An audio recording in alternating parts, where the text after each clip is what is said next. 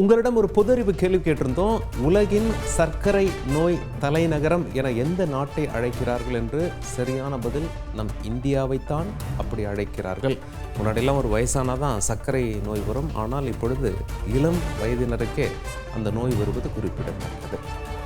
சரி, அடுத்ததாக மதுரை பழங்கானந்தம் பகுதியில் உள்ள மாநகராட்சி தொடக்க பள்ளியில் தவறி விழுந்து 5ஆம் வகுப்பு மாணவன் படுகாயம் அடைந்துள்ளார்.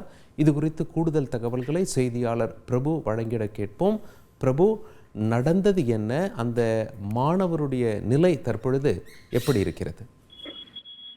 கண்டிப்பாக, அதாவது நம் மதுரை பழங்கானத்தம் பகுதியில் உள்ள மாநகராட்சிக்கு தொடக்க பள்ளியில் இன்று குழந்தைகள் தினம் என்பது கொண்டாடப்பட்டிருந்தது. அந்த குழந்தைகள் தினத்தின் போது அங்கிருந்த குழந்தைகள் பள்ளியின் மாடியில் கண்ணாமூச்சி விளையாட்டு விளையாடி கொண்டிருந்ததாக கூறப்படுகிறது. அப்போது அங்கு விளையாடி கொண்டிருந்த மதுரை முத்துப்பட்டியை சேர்ந்த கணேசன் என்பவரது மகன் அகிலன் என்ப 5ஆம் வகுப்பு படிக்கும் மாணவன் எதிர்பாராத விதமாக மாடியில் இருந்து விழுந்து படுகாயம் அடைந்துள்ளான்.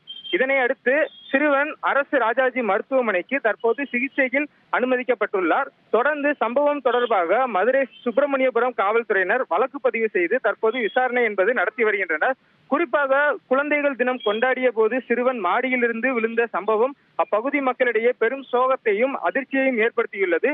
தொடர்ந்து தற்போது அந்த சிறுவன் பலத்த காயம் ஏற்பட்டு சிகிச்சையில் உள்ளார் என்பது குறிப்பிடத்தக்கது. உங்களுடைய தகவல்களுக்கு நன்றி பிரபு. செய்திகளை உடனுக்குடன் தெரிந்து கொள்ள உடனே சப்ஸ்கிரைப் பண்ணுங்க.